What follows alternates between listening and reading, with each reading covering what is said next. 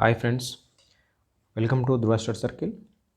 మనం daily current అఫైర్స్లో భాగంగా ఒక 3-4 డేస్ నుంచి మనకి గ్యాప్ ఉండడం జరిగింది.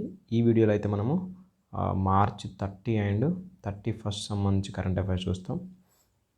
ఓకే, మనకి మొదటగా వచ్చేసి మార్చ్ 30 వచ్చేసి మనకి ఇంటర్నేషనల్ జీరో వేస్ట్ డే అని చెప్పేసి డే ఆఫ్ ఇంపార్టెన్స్ అయితే ఉంది, రైట్. రెండవ అంశం వచ్చేసి ఆఫ్స్పా చట్టం అనేది మనకు వార్తల్లో ఉంది. ఎందుకు వార్తల్లో ఉందంటే ఈ ఆఫ్స్పా చట్టం అనేది మనకి నాగాల్యాండ్, అరుణాచల్ ప్రదేశ్లో 6 నెలలు పొడిగించడం జరిగింది. మరి ఆఫ్స్పా చట్టం అనేది ఏంటి, దాని గురించి మనం ఈ వీడియోలో చూస్తాం. ఇది కరెంట్ అఫైర్స్. దానికి సంబంధించి అంశాలు చూస్తే మనకి అరుణాచల్ ప్రదేశ్ అండ్ నాగాల్యాండ్ సంబంధించి ఈ 6 months అయితే పొడిగింపు జరిగింది. ఏప్రిల్ 1 నుంచి 24 నుంచి మనకి 6 months పొడిగించారు. అవి మనకి మినిస్ట్రీ ఆఫ్ హోమ్ అఫైర్స్ అని చెప్పేసి శాఖ మనకి నోటిఫికేషన్ అయితే ఇచ్చింది. మరి ఈ ఆఫ్స్పా చట్టం అనేది armed force special powers act 1958 అని చెప్పేసి మనకు యాక్ట్ ఉంది. ఈ యాక్ట్ ఎట్లా వచ్చిందంటే మనకు 1942 క్విట్ ఇండియాల సమయంలో భాగంగా ఇది అమలు అయితే చేయడం జరిగింది, ఆర్మ్డ్ ఫోర్సెస్ సంబంధించి, రైట్. అట్లా మనకి 1947లో మనకి స్వాతంత్రంలో భాగంగా నాగా నేషనల్ కౌన్సిల్ అని చెప్పేసి ఫిజో నాయకత్వంలో ఏర్పాటు చేసుకున్నారు. తర్వాత 1951లో రెఫరెండం అనేది పెట్టడం జరిగింది. అంటే ఈ నాగా నేషనల్ కౌన్సిల్ అనేది అంటే మా రాజ్యం మాకే కావాలని చెప్పేసి ఫిజో నాయకత్వంలో నాగా నేషనల్ కౌన్సిల్ అనేది పోరాటం చేస్తారు. దాంట్లో భాగంగా 1951లో రెఫరెండం పెడితే నాగా ఫెడరేషన్ గౌట్ ప్లస్ నాగా ఫెడరల్ ఆర్మీ అని చెప్పేసి 2 ఏర్పాటైతాయి. అట్లా మనకి ఈ పబ్లిక్ ఆర్డర్ అనేది రాష్ట్ర జాబితా, అదేవిధంగా పోలీస్ రాష్ట్ర జాబితా ఉంటుంది. మరి వీరికి సహాయం చేయడానికి మనకి సెంట్రల్ గవర్నమెంట్ అనేది ఈ ఆఫ్స్పా 1958 చట్టాన్ని ఇంప్లిమెంట్ చేస్తూ అక్కడ ఆర్మ్డ్ ఫోర్సెస్ సైనికులు అనే వాళ్ళు ఉంటారు స్టేట్ పోలీస్కి హెల్ప్గా. ఓకే, ఇది ఒక యాక్ట్ కింద తీసుకురావడం జరిగింది. ఇది మనకి 1942లో మనకి తీసుకొస్తే ఇది 1958 వరకు మనకి యాక్ట్ అయితే తీసుకొచ్చాను. అట్లా మనకు ప్రస్తుతం అమలు ఏ రాష్ట్రాల్లో ఉందంటే ఇప్పుడు పొడిగించింది మాత్రం ఆఫ్స్పా నాగాలాండ్, అరుణాచల్ ప్రదేశ్లో 6 నెలలు పొడిగించారు. దీంట్లో భాగంగా ఇప్పుడు నాగాలాండ్, అరుణాచల్ ప్రదేశ్, అస్సాం, మణిపూర్లో భాగంగా మనకి ఇంపాల్లో ఉండదు. ఇది ఇంపాల్లో ఉండదని చెప్పేసి గుర్తుపెట్టుకోవాలి. నాగాలాండ్, అరుణాచల్ ప్రదేశ్, అస్సాం, మణిపూర్ ఇంపాల్లో మాత్రం ఉండదు. ఇట్లా ఆర్మ్డ్ ఫోర్స్ అనేది ఓన్లీ నేవీ కాకుండా ఈ రాష్ట్రాలతో పాటు మనకి 1990 నుంచి జమ్మూ కాశ్మీర్లో కూడా ఉంది ఆఫ్స్పా అనేది. ఇది డిస్టర్బ్డ్ ఏరియా, అది కల్లోలిత ప్రాంతంగా ప్రకటిస్తే ఆ మొత్తం ప్రాంతం కావచ్చు అమలు ఉంటుంది. మరి ఎవరు ప్రకటిస్తారంటే సెంట్రల్ గవర్నమెంట్ లేదా రాష్ట్ర గవర్నర్. మరి ఈ ఆఫ్స్పా చట్టం ద్వారా స్పెషల్ పవర్స్ ఎట్లా ఉంటాయంటే ఆ ప్రాంతానికి సంబంధించి ఆ కల్లోలిత ప్రాంతంగా ప్రకటించినప్పుడు అక్కడ 5 లేదా అంతకంటే ఎక్కువ మంది గుమిగూడితే హెచ్చరికలు లేదా కాల్పులు జరపచ్చు. అనుమానం ఉంటే కనుక వారెంట్ లేకుండా సోదాలు చేయవచ్చు. అదేవిధంగా ఆయుధాలు కలిగి ఉండకుండా నిషేధించవచ్చు. ఒకటి ఏంటంటే 5-6 గుమిగూడి ఉంటే కాల్పులు జరపచ్చు, హెచ్చరిక చేయవచ్చు. ఒకవేళ అనుమానం ఉంటే వాళ్ళని ఎలాంటి వారెంట్ లేకుండానే డైరెక్ట్ వెళ్ళి సోదాలు చేయవచ్చు. ఓకే, అదేవిధంగా ఆయుధాలు కూడా కలిగి ఉండకుండా నిషేధించవచ్చు. వీళ్ళకి స్పెషల్ పవర్స్ ఇవి, రైట్. అయితే దీని మీద రద్దు చేయాలని సిఫార్సు చేసిన కమిటీలు ఏంటంటే Jeevan Reddy committee, Santosh Hegde committee, second ARC అని చెప్పేసి మనకు వార్తలు ఉన్నాయి. ఇక్కడ మనం గుర్తుపెట్టుకోవాల్సింది అంటే ఆఫ్స్పా అంటే ఏంది, అది ఏ చట్టము 1958 సంబంధించి ఏ రాష్ట్రాల్లో అమలు ఉంది, ఇప్పుడు ప్రస్తుతానికి ఎందుకు వార్తల్లో ఉంది, ఈ యాంగిల్లో మనం గుర్తుపెట్టుకోవాలి, రైట్. ప్రతి 6 నెలలకు ఇది పొడిగింపు జరుగుతూ ఉంటుంది.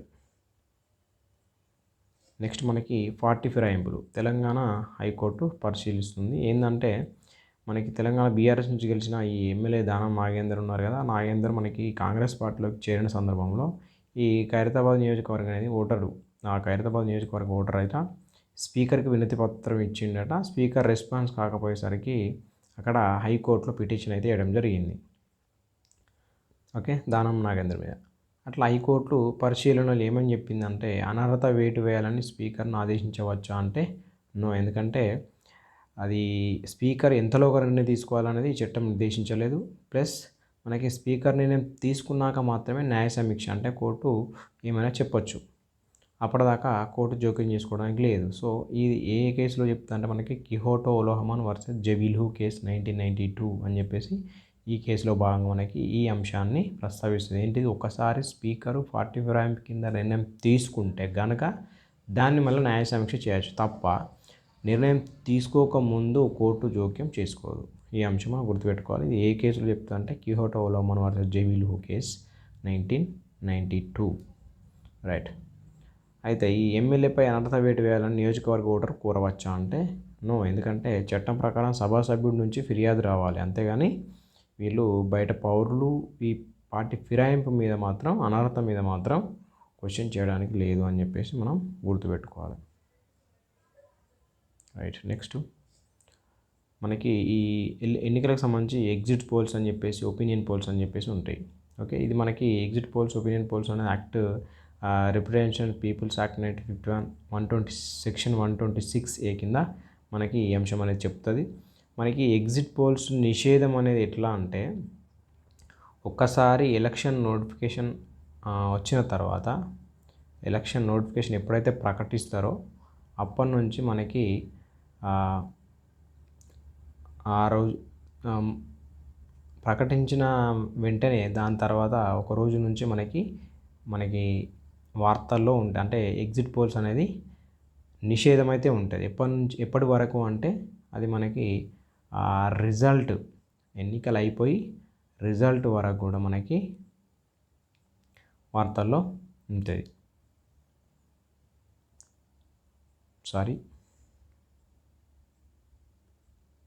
రైట్. ఇక్కడ ఏం చెప్తున్నా అంటే మనకి ఎప్పుడైతే ఎలక్షన్ నోటిఫికేషన్ వచ్చినప్పటి నుంచి ఆ ఎలక్షన్ పోలింగ్ ఎప్పుడైతే ఉంటుందో, ఇప్పుడు మనకి 18వ తారీఖు మనకి ఎలక్షన్ నోటిఫికేషన్ తెలంగాణలో. సో మనకి పోలింగ్ వచ్చేసి May 13 ఉన్నది కదా, కానీ రిజల్ట్ ఎప్పుడు ఉన్నది June 4th ఉన్నది. ఆ రిజల్ట్కు బిఫోర్ 48 అవర్స్ ముందు అంటే మనకి June 1 వరకు, June 1 వరకు ఈ ఎగ్జిట్ పోల్స్ అనేది నిషేధం ఉంటుంది. ఎగ్జిట్ పోల్స్ ఎప్పుడు ఉంటాయి మరి అంటే అది పోలింగ్ ముగిసే సమయానికి 48 గంటల వరకు ఒపీనియన్ పోల్స్ కూడా నిషేధం ఉంటాయి. అంటే ఈ పోలింగ్ ముగిసే సమయానికి మనకి పోలింగ్ ఎప్పుడైతే ఉందో May 13 అట్లా ముగిసే సమయానికి 48 అవర్స్ ముందు అంటే అన్ని బ్యాన్ చేసడం ఉంటుంది. మనకు ప్రచారం చేయొద్దు, అన్నీ అంటే ప్రజలను ఎఫెక్ట్ చేసే కార్యక్రమాలు భాగంగా ఏవి చేయకూడదు అని చెప్పేసి నిషేధం ఉంటుంది. అది ఒపీనియన్ పోల్స్. రైట్. అయితే ఎగ్జిట్ పోల్స్ అనేది మనకి ఓటింగ్ అనంతరం నిర్వహిస్తారు జనరల్గా. అంటే ఓటింగ్ ఎప్పుడైతే దాని తర్వాత నిర్ణయించడం జరుగుతుంది, నిర్వహిస్తారు. ఓటర్ తన ఓటు వేసిన తర్వాత సేకరించే సమాచారం ఆధారంగా నిర్వహిస్తాడు ఎగ్జిట్ పోల్స్ అనేవి. ఓకే, ఓటింగ్ అనంతరం ఉంటే ఎగ్జిట్ పోల్స్, అది గుర్తుపెట్టుకోవాలి మనం. ఓకే, అయితే ఇది మనకి రాజ్యాంగంలో ఉందా అంటే లేదు, రాజ్యాంగంలో లేదు.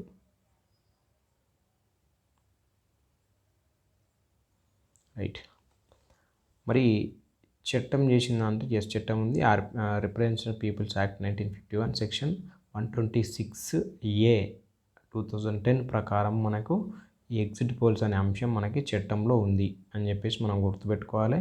అదేవిధంగా ఈ ఓటింగ్ ప్రారంభమైనప్పటి నుంచి చివరి పోలింగ్ ముగిసింది, ఓటింగ్ ప్రారంభమైనప్పటి నుండి చివరి దశ పోలింగ్ ముగిసిన అరగంట వరకు ఎగ్జిట్ పోల్స్ మీద నిషేధం ఉంటుంది. ఎప్పటి వరకట, ఎప్పుడైతే ఓటింగ్ స్టార్ట్ అవుతుందో అప్పటి నుండి ఓటింగ్ చివరి దశ కంప్లీట్గా అయిపోయి జస్ట్ ½ అన్ అవర్ వరకు నిషేధం ఉంటుంది దీని మీద, ఎగ్జిట్ పోల్స్ మీద. దాని తర్వాత మనకి ఎగ్జిట్ పోల్స్ అనేది నిర్వహించుకోవచ్చు. అయితే మరి ఒకవేళ ఉల్లంఘన చేస్తే 2 సంవత్సరాల జైలు శిక్ష, అదేవిధంగా జరిమానా 2 కూడా ఉంటాయి. ఈ ఎన్నికల చివరి దశ ముగిసిన తర్వాత ఎగ్జిట్ పోల్స్ ప్రసారం చేయవచ్చు. అప్పుడు మనం చూస్తూ ఉంటాం న్యూస్లో భాగంగా, ఎప్పుడైతే ఎన్నికలు ముగిసిన వెంటనే ఎగ్జిట్ పోల్స్ అని చెప్పేసి రకరకాల కంపెనీస్, రకరకాల సర్వేలు మనకి చెప్తూ ఉంటాయి. సో అట్లా మనం ఎగ్జిట్ పోల్స్ అనేది వార్తల్లో ఉంది. ఇది ఎప్పటి నుంచి ఎప్పటి వరకు బ్యాన్ ఉంటుంది, ఎప్పటికీ మనకి అమల్లో ఉంటుంది అని చెప్పేసి గుర్తుపెట్టుకోవాలి. ఎప్పుడైతే ఎలక్షన్స్ అయిపోయిన అరగంట తర్వాత మనకి ఓటింగ్ అయిపోయిన తర్వాత అప్పుడు మాత్రం మనకి ప్రసారం అనేది చేయవచ్చు. అప్పటి వరకు బ్యాన్ ఉంటుంది. ఎప్పుడైతే నోటిఫికేషన్ ఉంటుందో అప్పటి నుండి ఎలక్షన్ అయ్యేంత వరకు కూడా మనకి బ్యాన్లో ఉంటుంది ఎగ్జిట్ పోల్స్ అనేది. రైట్. 1957 సెకండ్ లోక్సభ ఎన్నికల్లో భాగంగా మనకి Indian institute of public opinion తొలిసారి నిర్వహించడం జరిగింది. Opinion polls. ఈ ఒపీనియన్ పోల్స్ అనేది మనకి ఓటింగ్ జరగడానికి ముందు ఓటర్లు ఇచ్చే అభిప్రాయం. మనకి ఎప్పుడైతే ఓటింగ్ ఉంటుందో ఆ ఓటింగ్కి ముందే ఒక ఒపీనియన్ కనుక్కుంటారు. ఓకే, అందుకోసం మనకి ఈ పార్టీకి ఇన్ని సీట్లు, ఈ పార్టీకి ఇన్ని సీట్లు అని చెప్పేసి మనం వింటూ ఉంటాం. అది ఎగ్జిట్ పోల్స్ కాకుండా ఒపీనియన్ పోల్స్ వేరు మళ్ళీ. ఓకే, అనేక సమస్యల మీద, అంటే ఏ పార్టీ ఎట్లా వర్క్ చేసింది అని చెప్పి సమస్యల మీద కూడా మనకి ఒపీనియన్ పోల్స్ అనేటివి ఉంటాయి. రైట్. ఇక్కడ పబ్లిక్ మీటింగ్, ర్యాలీ కూడా మనకి ఈ సెక్షన్ కింద వస్తుంది. రిప్రజెంటేషన్ పీపుల్స్ యాక్ట్ 1951 సెక్షన్ 126లో భాగంగా ఒక నియోజకవర్గంలో మనకి పోల్ ముగియడానికి 48 గంటల ముందు ఎలక్ట్రానిక్ అండ్ ప్రింట్ మీడియాలో ప్రదర్శించడం నిషేధం. ఏదైనా ఎన్నికల విషయాలు కావచ్చు, అట్లాంటి ఫలితాలు ప్రభావం చేసే ఏదైనా కూడా మనకి నిషేధం ఉంటుంది 40 hours బిఫోర్. సో అవి మనకి ఈ ఎన్నికల ఒపీనియన్ పోల్స్లో భాగంగానే మనకి నిషేధంలో ఉంటాయి. రైట్. ఇది మనకు ఏం లేదు. ఎగ్జిట్ పోల్స్ అంటే ఎప్పుడైతే ఎలక్షన్స్ ముగితుందో, ప్రాసెస్ ముగితే అరగంట తర్వాత ఎగ్జిట్ పోల్స్ ప్రసారం చేసుకోవచ్చు. మరి ఎప్పటివరకు బ్యాన్ ఉంటుందంటే ఎన్నికల కోడ్ వచ్చినప్పటి నుంచి, ఎన్నికల ప్రకటన వచ్చినప్పటి నుంచి ఎన్నికలు అయిపోయేంత వరకు బ్యాన్ ఉంటుంది ఎగ్జిట్ పోల్స్. ఈ ఒపీనియన్ పోల్స్ ఎప్పుడు ఉంటుందంటే బిఫోర్ ఎలక్షన్స్.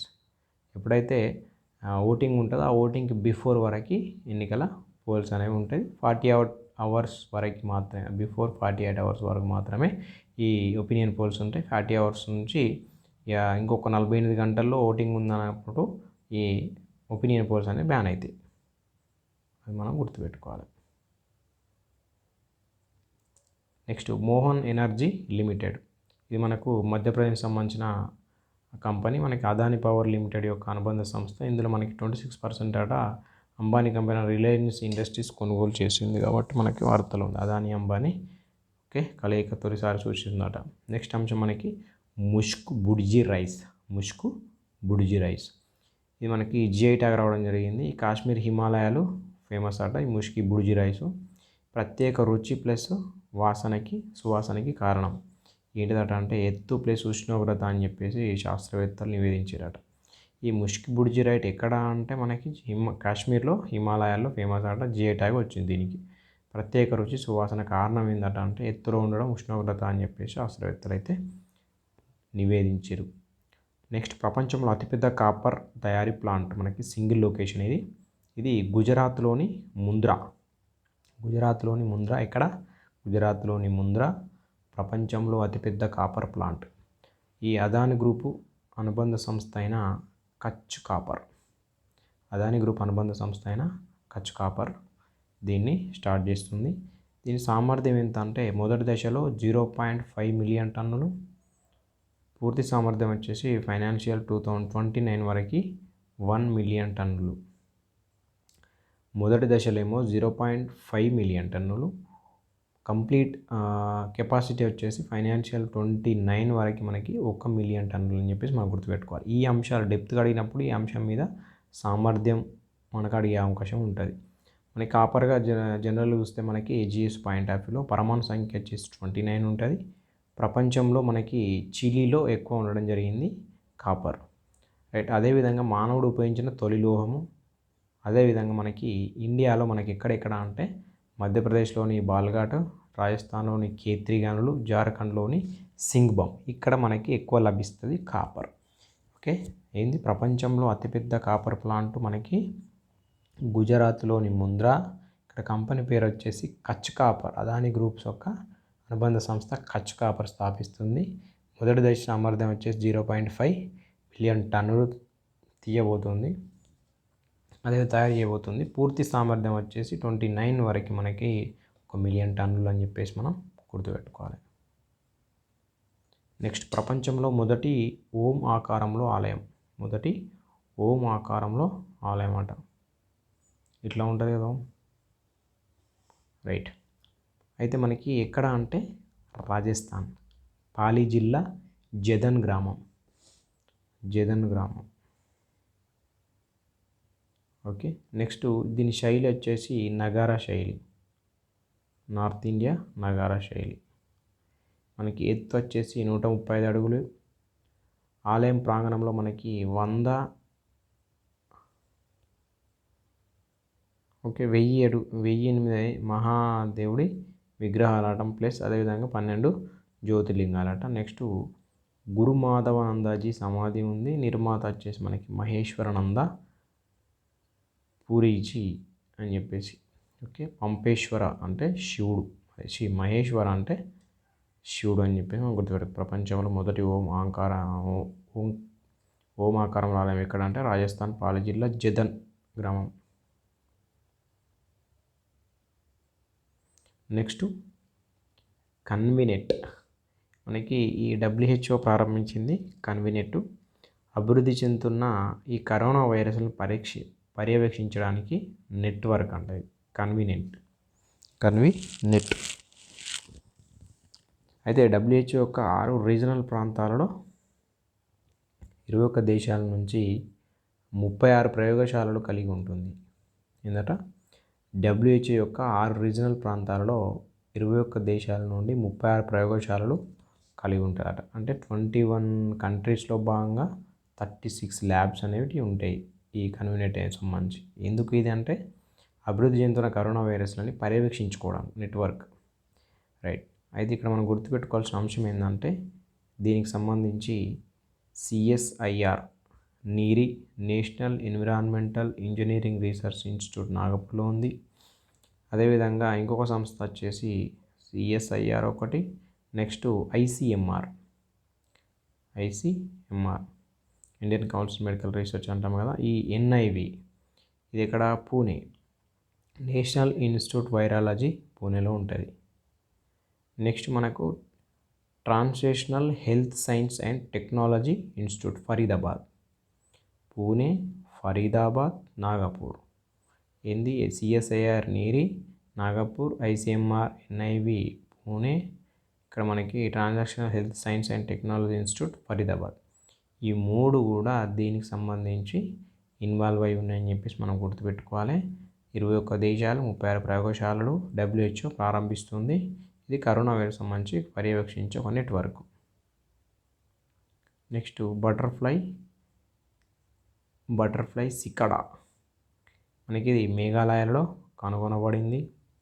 దేశంలో ఈ జాతికి సంబంధించిన మొట్టమొదటి record ఇందట.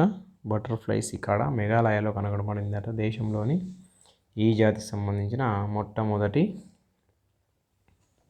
Record. Next decision support system, Indian institute of tropical meteorological రూపొందించింది పూణే.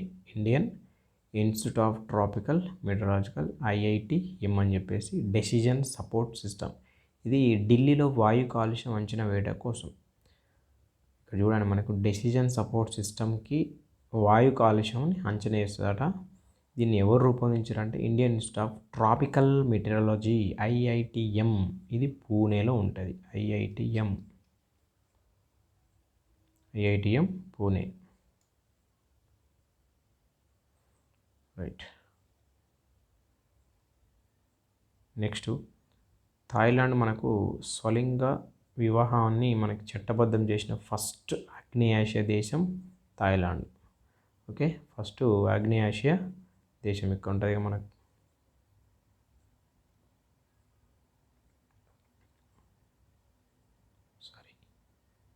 ఇక్కడ ఉంటుంది మనకి. ఓకే, ఆగ్నేయాసియా దేశం అయితే థాయిలాండ్. అయితే మనకి స్వలింగ వివాహాలను చట్టబద్ధం ఫస్ట్ వచ్చేసి దక్షిణాసియా దేశం నేపాల్ చేసింది. సెకండ్ వచ్చేసి ఆసియా తైవాన్ చేసింది. ఇప్పుడు మనకి ఆగ్నేయాసియా దేశం అయితే థాయిలాండ్ స్వలింగ వివాహాన్ని చట్టబద్ధం చేసింది. దక్షిణాసియా దేశం వచ్చేసి ఏమో నేపాలు, ఆసియా కంట్రీ అయితే తైవాను, ఇది ఆగ్నేయాసియా దేశం అయితే థాయిలాండ్. మనకు కొన్ని నియామకాలు ఉన్నాయి.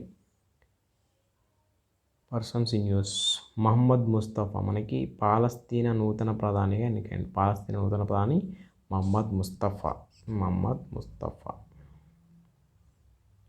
ముస్తఫా పాలస్తీనా. Next Satyendra Kumar Singh Madhya Pradesh Lokayukta next Navneet Kumar Prasar Bharati chairman, ఉపరాష్ట్రపతి అధ్యక్షత ఉన్న కమిటీ నియామకం. ఎవరిని? ప్రసార భారతి చైర్మన్. ప్రసార భారతి చైర్మన్ ఎవరు నియమిస్తారు అంటే ఉపరాష్ట్రపతి అధ్యక్షత ఉన్న కమిటీ నియమిస్తుంది. Rahul Singh, CBSE chairperson Rahul Singh. Next Vladimir Putin, Russia అధ్యక్షుడు, మనకి 87% ఓటింగ్తో 6 years పదవి కాలానికి ఎన్నికైంది 5వసారి. నెక్స్ట్ జోయిశ్రీ దాస్, ఫిక్కీ లేడీస్ ప్రెసిడెంట్గా ఎన్నిక. ఇది ఇంపార్టెంట్. జోయిశ్రీ దాస్ ఫిక్కీ లేడీస్ ప్రెసిడెంట్గా ఎన్నిక. నెక్స్ట్ మనకు ఫెర్టిలిటీ రేట్పై లాన్సెట్ అయితే నివేదిక ఇచ్చింది. ఫెర్టిలిటీ రేట్పై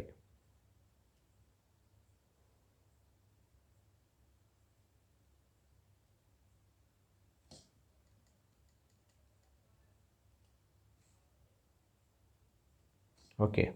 అయితే మనకు ఈ ఫెర్టిలిటీ రేట్ అనేది 2050 కల్లా మనకు ఇప్పుడు ప్రస్తుతానికి 1.29 అవుతుందట. ఓకే, అంటే అప్పుడు 60+ ఏజ్ వాళ్ళు మనకు 1/5% ఉంటారట. అంటే 5 ఒకరు 60+ ఏజ్ వాళ్ళు ఉంటారట. ఇప్పుడు మనది యువ భారత్, ఇంకొక 30 yearsలో మనది అంతా 60+ ఏజ్ వాళ్ళు అయితే 1/5 వంతు వీళ్ళే ఉంటారట.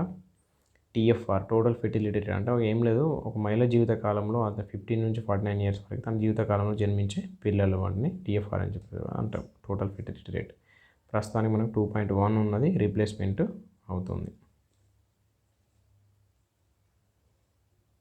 రైట్. అయితే ఈ ఎక్స్ట్రీమ్ హార్ట్పై మనకి ఫస్ట్ గ్లోబల్ సమ్మిట్ వర్చువల్ మోడ్లో నిర్వహణ ఏంటంటే యుఎన్ఏఐడి మనకు agency for international development, IFRC, international and federation of red cross and red crescent society. ఇక్కడ మనకు వర్చువల్ మోడ్లో నిర్వహిస్తున్నది UNAID, agency for international development. అదేవిధంగా IFRC, international federation of red cross and red crescent society. Extreme హార్ట్పై first global summit అని చెప్పేసి గుర్తుపెట్టుకోవాలి, UNAID, IFRC. Next అంతర్జాతీయ హాకీ ఫెడరేషన్ అథ్లెట్ కమిటీ మనకి భారత goalkeeper Parattu Raveendran, Chile క్రీడాకారిణి కెమిలా కారం. ఏందట? Bharat goalkeeper Parattu Raveendran, Chile క్రీడాకారిణి కెమిలా కారం. అంతర్జాతీయ హాకీ ఫెడరేషన్ అథ్లెట్ కమిటీ భాగంగా భారత్ గోల్ కీపర్ వచ్చేసి పరట్టు రవీంద్రన్ ఉన్నాడు, చిలీ క్రీడాకారిణి కెమిలా కారం. రైట్. నెక్స్ట్ మనకి ఇమ్మడి షాన్వి, అమెరికా చెందిన జాతీయ క్రికెట్ జట్టులో చోటు. నెక్స్ట్ ఉపాధి హామీ పథకంలో భాగంగా మనకి ఫస్ట్ అయితే వికారాబాద్ వచ్చింది అమల్లో.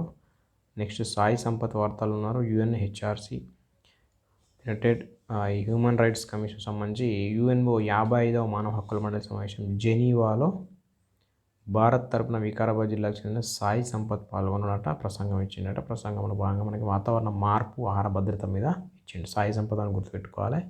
జెనీవాలో భాగంగా యుఎన్హెచ్ఆర్సి 55 మానవ హక్కుల సమావేశం మండలి.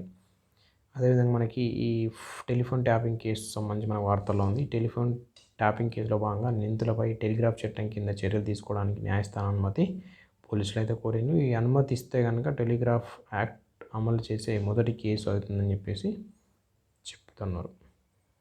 జనరల్గా మనకు ఈ టెలిఫోన్ యాక్ట్ గురించి చూస్తే ఒకసారి, ఈ టెలిఫోన్ ట్యాపింగ్ అనేది మనకి ఇండియాలో భాగంగా ఒక వినియోగదారుడి ఫోన్ కాల్ లేదా ఇతర కార్యకలాపాలను సాధారణ సాఫ్ట్వేర్ ఉపయోగించి ట్రాక్ చేస్తారు, మొబైల్ని ట్రాక్ చేస్తారు.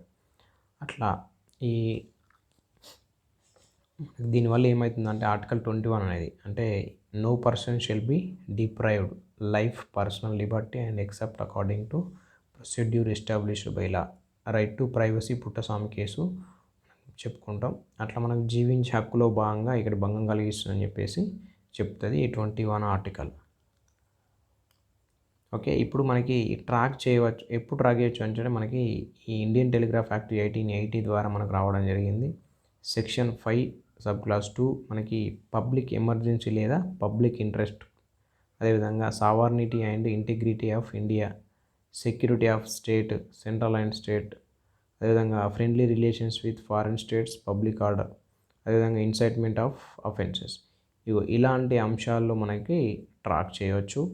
మరి ఎవరు ట్యాప్ చేయవచ్చు, ఎవరు ట్యాప్ చేస్తారంటే వీళ్ళు కాకుండా వేరే వాళ్ళు, అంటే ఇల్లీగల్. అది వేరే వాళ్ళు చేస్తే ఏమవుతుంది, ఇల్లీగల్. వీళ్ళు మాత్రం చేస్తే అది లీగలే. రాష్ట్రాలు మనకి పోలీసులు కదా, కేంద్రం ఏమో 10 ఏజెన్సీలు. రాష్ట్రాల్లో అయితేనేమో పోలీసులు చేస్తారు, సెంట్రల్ అయితే మనకు 10 ఏజెన్సీ ఉన్నాయి. అవి ఎగ్జాక్ట్గా 10 మనకి. ఒకటి సిబిఐ, రెండోది ఐబీ, రా అండ్ ఈడీ, అదేవిధంగా నార్కోటిక్స్ కంట్రోల్ బ్యూరో, ఎన్సీబీ అంటారు. ఇవి 5. వీటితో పాటు మనకి central board of DT, okay, direct taxes, అదేవిధంగా డైరెక్టర్ ఆఫ్ రెవెన్యూ ఇంటెలిజెన్స్, అదేవిధంగా మనకి నేషనల్ ఇన్వెస్టిగేషన్ అథారిటీ అని చెప్పేసి ఎన్ఐఏ ఏజెన్సీ అని చెప్పేసి, నేషనల్ ఇన్వెస్టిగేషన్ ఏజెన్సీ, అదేవిధంగా డైరెక్టరేట్ ఆఫ్ సిగ్నల్ ఇంటెలిజెన్స్ అదొకటి. Next Delhi police commissioner. ఇవి 10 మాత్రమే సెంట్రల్ నుంచి పర్మిషన్ ఉంటుంది, వీళ్ళు మాత్రమే ట్యాప్ చేయొచ్చు. స్టేట్ నుంచి అయితే పోలీసులు ట్యాప్ చేయొచ్చు. వీళ్ళు కాకుండా ఎవరు చేసినా కూడా అది ఇల్లీగల్. అయితే ఇప్పుడు మనకు వార్తలు ఉంది. మరి ఎవరు అనుమతిస్తారు దీనికంటే జనరల్ గవర్నమెంట్ ఆఫ్ ఇండియా ఇస్తుంది. అక్కడ మినిస్ట్రీ ఆఫ్ హోమ్ అఫైర్స్ సీక్రెషన్లో ఉంటుంది భాగంగా. స్టేట్లో అయితే మనకి హోమ్ కార్యదర్శి ఎంతకాలం ట్యాప్ చేయొచ్చు అంటే మనకి జస్ట్ 60 days అంట. దీన్ని గరిష్టంగా 180 రోజులు పొడిగించుకోవచ్చు. దీని మీద సమీక్ష కమిటీ వచ్చేసి నేషనల్ క్యాబినెట్ సెక్రటరీ నేతృత్వం వహిస్తుంది. లా అండ్ టెలికాం సెక్రటరీ సభ్యులు, అదేవిధంగా స్టేట్లో అయితేనేమో chief secretary, law and home secretary సభ్యులు. మరి రికార్డ్స్ ఏంటంటే ప్రతి 6 నెలలకు ఒకసారి నాశనం చేయబడతాయి. అంటే రికార్డ్ చేసిన ఏమైతే అంటే ప్రతి 6 months కోసం నాశనం చేస్తారట. సర్వీస్ ప్రొవైడర్ ట్యాబ్ నిలిపేసిన 2 నెలలలోపు రికార్డులను నాశనం చేయాలి. దాని తర్వాత ఏం అవసరం ఉండదు కదా, ఏదో పర్పస్లో చేస్తారు కాబట్టి దాని తర్వాత వాటిని నాశనం చేయాలి. ఇది మనకు ఫోన్ ట్యాపింగ్ సంబంధించిన అంశం.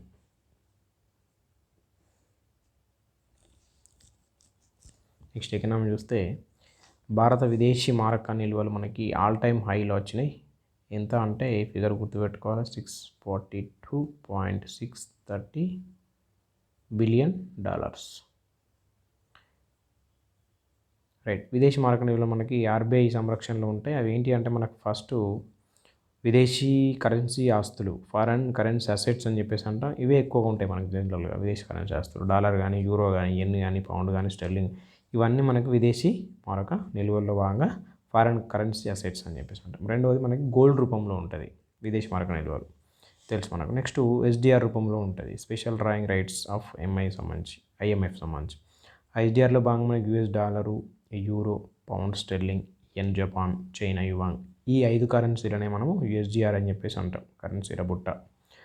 Next reserve tranche position in IMF. జనరల్గా మనకు ప్రతి సభ్య దేశం ఐఎంఎఫ్లో ఉన్నప్పుడు అందులో ఉన్న ఆ కరెన్సీ కోటాల భాగం కొంత భాగం స్వతంత్రంగా వినియోగించుకోవడం, స్వతంత్ర ప్రయోజనాల కోసం ఉపయోగించుకోవడానికి ఉంటుంది. దాన్ని మనం రిజర్వ్ ట్రాంచే పొజిషన్ అని చెప్పేసి అంటాం.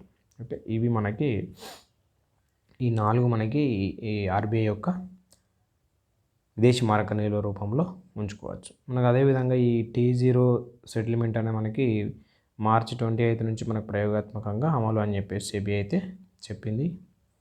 నెక్స్ట్ రెగ్జాన్ ద్వీపకల్పంలో అగ్నిపర్వతం. ఇది దక్షిణ ఐస్లాండ్లో అత్యవసర పరిస్థితి విధించిందట.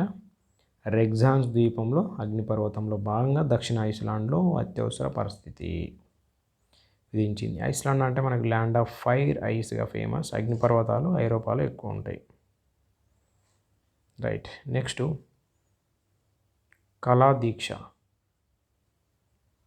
కళాదీక్ష అనేది మనకు సంగీత అకాడమీ యొక్క కార్యక్రమం, నాటక అకాడమీ యొక్క కార్యక్రమం. జనరల్గా ఎక్కువ ఏదంటే తోలుబొమ్మలాట పునరుద్ధరణ కోసం మనకి యువకులకి శిక్షణ శిక్షణ. మనకి వైకోమ్ సత్యాగ్రహం అనేది ఇంకో అంశం చూస్తే, వైకోమ్ సత్యాగ్రహం మనకి 100 years పూర్తి చేసుకునేది. మనకి ఎప్పుడు అంటే 1924 March 30 స్టార్ట్ అవుతుంది. దీని మీద మెయిన్గా ఏంటంటే ఆలయ ప్రవేశ ఉద్యమం అని చెప్పేసి గాంధీ పద్ధతిలో ఒకటి ఉంటుంది. అదేవిధంగా ట్రావెంకూర్ రాచరిక రాష్ట్రం 1924 నుంచి 25 వరకు. అట్లా 31st March 1924లో వైకోమ్ మహాదేవాలయంలో నాయకులు వచ్చేసి మనకి టీకే మాధవన్, కేపీ కేశవ మీనన్, కే కెలప్పన్, అదేవిధంగా సిఎఫ్ ఆండ్రూస్, వీళ్ళు మనకు వైకోమ్ మహాదేవాలయం నాయకులు అని చెప్పేసి చెప్పుకుంటాం. మరి సపోర్ట్ ఎవరు చేస్తారంటే మనకు తమిళనాడు సంబంధించిన రామస్వామి నాయకర్ అని చెప్పేసి వైకోం వీరుడు అని చెప్పేసి అంటాం. ఇది జనరల్గా మనకు కేరళ తమిళనాడు శతాబ్ది ఉత్సవాలు జరుపుకుంటున్నాయి గత సంవత్సరం నుంచి 2023 నుంచి. ఓకే, ఇక్కడ టీకే మాధవన్ గురించి చూస్తే మనకి దేశాభిమాని పత్రిక అని చెప్పేసి 1970లో స్థాపిస్తాడు. నిమ్మర కులాల ఆలయ ప్రవేశం గురించి ప్రస్తావిస్తుంది టీకే మాధవన్. అదేవిధంగా నెక్స్ట్ 1923లో భాగంగా ఐఎన్సీ కాకినాడ ఆలయ ప్రవేశంలో తీర్మానం చేస్తారు. ఫైనల్గా అయితే మనకు 1936లో భాగంగా ట్రావెంకోర్ మహారాజా తిరునాల్ బాలవర్మ అని చెప్పేసి ఆలయ ప్రవేశ ప్రకటనకి జారీ చేస్తారు. ఫైనల్గా 1936లో భాగంగా 1924లో స్టార్ట్ అవుతుంది. మనకు తమిళనాడు కేరళ అని చెప్పేసి గుర్తుపెట్టుకోవాలి. March 30, 1924 మనకు 100 years పూర్తి చేసుకుంటాను. Next EVI empathic voice interface. ఇది మనకు హ్యూమ్ యొక్క చాట్బోట్, న్యూయార్క్ కంపెనీ హ్యూమ్ యొక్క chatbot. World's first conversation AI with emotional intelligence అంట. World first conversation AI with emotional intelligence అంటే మానవ భావోద్వేగాలను అర్థం చేసుకోగలదు, ఎట్ ద సేమ్ టైం సానుభూతితో కూడా ప్రతిస్పందిస్తారు లైక్ హ్యూమన్. అందుకే హ్యూమ్ యొక్క చాట్బోట్ అని చెప్పేసి న్యూయార్క్ కంపెనీ వరల్డ్లోనే ఫస్ట్ అంట. ఓకే, ఇంకొకటి ఏంటంటే మనకు PI ఉంది పై, ఇది inflection AI first emotional chatbot ఇది. Okay, inflection. హ్యూమ్ ఏమో David Hume Scottish philosopher. Hume New York company, ఇది చాట్బోటు, ఇది world first conversation AI with emotional intelligence. EVI empathic voice interface. Next కార్టిసెల్, మనకి కార్టి థెరపీ అని చెప్పేసి మనకు తెలుసు. ఇది కార్టి థెరపీ నుంచి చికిత్స పొందిన మొదటి యూకేలో వ్యక్తి 2019లో భాగంగా భారత సంతతి యువన్ తక్కర్ లుకేమియా క్యాన్సర్ అంట. ఎవరు? భారత సంతతి చికిత్స పొందిన ఫస్ట్ యూకేలో వ్యక్తి ఎవరంటే 2019లో భాగంగా యువన్ తక్కర్. మరి ఇప్పుడు ఎందుకు వార్తల్లో ఉందంటే నేషనల్ హెల్త్ సర్వీస్ ఏర్పాటు చేసిన ఈ క్యాన్సర్ డ్రగ్ ఫౌండ్ ద్వారా 1,00,000 మందికి చికిత్స మైలురాయట. అందుకోసం మనకి ఫస్ట్ ఎవరు అని చెప్పేసి వార్తల్లో ఉంది కాబట్టి యువన్ టక్కర్ అని చెప్పేసి మనం గుర్తుపెట్టుకోవాలి. ఇక్కడ 1,00,000 మంది మైలురాయి దాటింది. సో మనకి జనరల్గా కార్టిసెల్ అంటే క్యాన్సర్ చికిత్స కోసం ఒక విధానం. ఇది రోగి యొక్క T సెల్స్ని ఉపయోగిస్తారు. ఈ T సెల్స్ని మనకు ప్రత్యేక జన్యువు జోడించి మోడిఫైడ్ చేసి T సెల్స్ తయారు చేస్తారు. దాన్ని కార్టిసెల్ అని చెప్పేసి అంటాం. చిమరిక్ యాంటీజెన్ రిసెప్టార్. ఓకే, ఇవి క్యాన్సర్ కణాలపై దాడి చేస్తాయి మోడిఫైడ్ చేసిన T సెల్స్ అనేవి. రీసెంట్గా మనకి ఇండియా యొక్క మొదటి కార్టిసెల్ థెరపీ అనేది నెక్స్కార్ 19. ఇది మనకి IIT బాంబే యొక్క ఇంక్యుబేటర్ ఇమ్యూనో యాక్టర్ అని చెప్పేసి రూపొందించింది. ఇమ్యూనో యాక్టివ్ IIT బాంబే యొక్క ఇంక్యుబేటర్ నెక్స్కార్ 19. ఇది ఫస్ట్ కార్టి సెల్ థెరపీ ఇండియా. ఇది మనకు ఫస్ట్ భారత సంతతి ఎవరు? యువన్ టక్కర్. అది మొదటి యూకే వ్యక్తి. కార్టిసెల్ థెరపీ అని చెప్పేసి గుర్తుపెట్టుకోవాలి. నెక్స్ట్ మనకి జాకబ్ జుమా, దక్షిణాఫ్రికా మాజీ అధ్యక్షుడు జాకబ్ జుమా మనకి May 24లో భాగంగా జరిగే ఎన్నికల్లో పోటీ చేయకుండా దక్షిణాఫ్రికా ఎన్నికల సంఘం అయితే నిషేధించిందట. నిర్దిష్ట కారణం అందించలేదు. బట్ ఏంటంటే 21 సంబంధించి జైలు శిక్ష ఉంది కాబట్టి దక్షిణాఫ్రికా రాజ్యాంగం ప్రకారం 1 year పైగా జైలు శిక్ష పడితే ప్రభుత్వ పదవిలో ఉండడానికి అనుమతించదట. ఓకే, దక్షిణాఫ్రికా సంబంధించి Jacob Zuma. Next Indra mobile application. ఈ ఇంద్రా మొబైల్ అప్లికేషన్ అనేది మనకి Indian naval dynamic resource for weather analysis developed by మనకి పిస్సా Gujarat Bhaskaracharya national institute for space application plus geo. Help ఎవరు చేస్తున్నారంటే directorate of naval oceanology meteorology informatic ఉపయోగం వాతావరణ సంబంధిత సమాచారం మరియు సూచనలు. దీన్ని మనకి మేఘయాన్ 2024 సెమినార్లో భాగంగా southern naval Kochi Kerala launch చేయడం. మేఘయాన్ 2024 నిర్వహణ ఏంటంటే school of naval oceanology plus meteorology India naval meteorological analysis centre. మనకి March 23 అనేది జనరల్గా వాతావరణ దినోత్సవం. సో మనకి March 28న విడుదల అయితే చేశారు. ఏంది ఇంద్ర అనేది Indian naval dynamic resource for weather analysis. Indra అనేది వెదర్ అనాలిసిస్ అని మనం గుర్తుపెట్టుకోవాలి. డెవలప్ ఏం చేసిందంటే Bhaskaracharya national institute for space application. Okay, దీన్ని మనకి మేఘయాన్ 2024లో భాగంగా సెమినార్లో లాంచ్ చేయడం జరిగింది. ఎవరు నిర్వహిస్తున్నారంటే school of naval oceanology meteorology and అదేవిధంగా Indian naval meteorology analysis centre.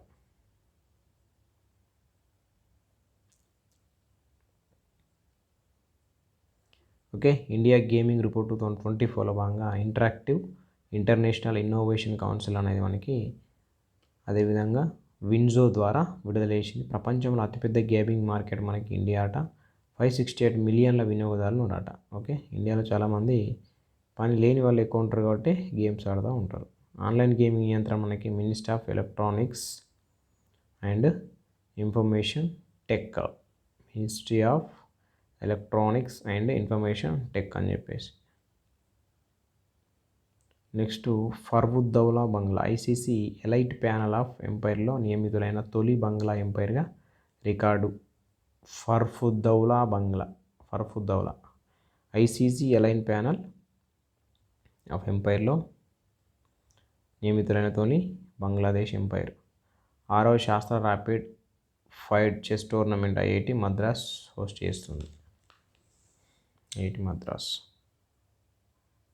Next Amrut పథకం కింద మనకి 39 ఎస్టీపీలు మంజూరు కావడం జరిగింది. ఈ అమృత్ అనేది Atal mission for rejuvenation and urban transforming పథకం కింద మనకి ministry of housing and urban affairs వాళ్ళు 39 ఎస్టీలు సీవేజ్ ట్రీట్మెంట్ ప్లాంట్స్ అని చెప్పేసి ఎస్టీవీ అంటాం.